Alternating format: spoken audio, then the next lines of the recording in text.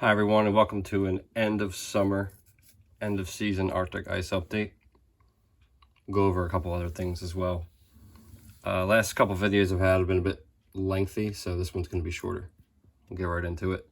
Here we're looking at HiCom, seeing the ice just kind of barely made it through this year. Again, not looking very thick.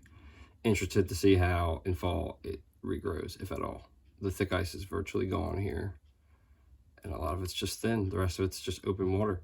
And we've seen reports that seafloor methane is increasing around these kind of shelf areas. So there was likely some damage done, even without a BOE. Let's put it that way. And looking at the ice on JAXA, here we are, 4.14 according to the Japanese satellite. And we got 07, 19, 2020, and 2012. So we're fifth lowest. My hunch is that this line is going to continue going this way and cut through at the bottom, because these two are the record low years. I don't have to put all the years on because there's no lower years than these two. If this line goes under this point at some point in October, that's bad news for, refreeze of the Arctic and what's going to happen for 2024. And when you look at the counterpart, the Antarctic, we've been at record low for something like 5 months. Right now it's 16.89 million kilometers squared, but statistically it's supposed to start dropping in a month and it's already declining. So we could see a BOE in the Southern Ocean in the Antarctic first.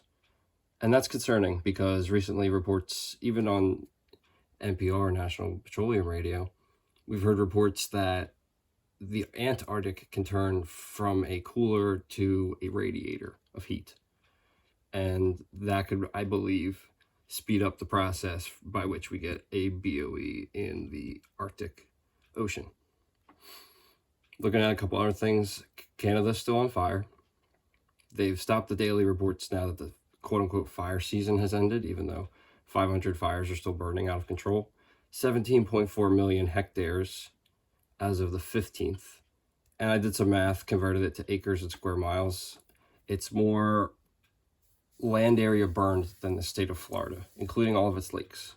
It would be the 22nd largest state in the United States if you got all the area burned in Canada together and made it a state.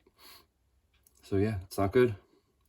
And remember, there's a lag to this carbon dioxide of 5 to 10 years by which it's going to heat the planet even faster than everything else that's happening. It's just like adding another speed to the treadmill as everything else is pressing the button. It's like making the button on the treadmill work faster so that it moves faster, it goes up faster. It's the only way I can think of that to make sense. And then looking at Earth Null School, you can see a cold anomaly here. This is sea surface anomalies, by the way. And I'll link everything as usual. We got we got negative anomalies here from the storms churning up cold water, the hurricanes, but everything else is still anomalously warm, especially up here by Greenland. And then down here where the El Nino is formed and strengthening. And up here in the Pacific Arctic areas. Oh, and in the Arctic Ocean itself, look at those anomalies. A lot of 5 degrees Celsius anomalies. Hudson Bay, East Siberian ice shelf, Arctic shelf, not really an ice shelf anymore. So yeah, we're quote unquote winding down the Northern Hemisphere summer, but I think the action's just starting to begin. And we've seen that with Storm Daniel, which formed in Greece, got caught in an omega block pattern of the jet stream, and then dumped rain on Libya that had 2 dams fail and killed upwards of 10,000 people. Up to maybe even 20,000 people may have died in that event.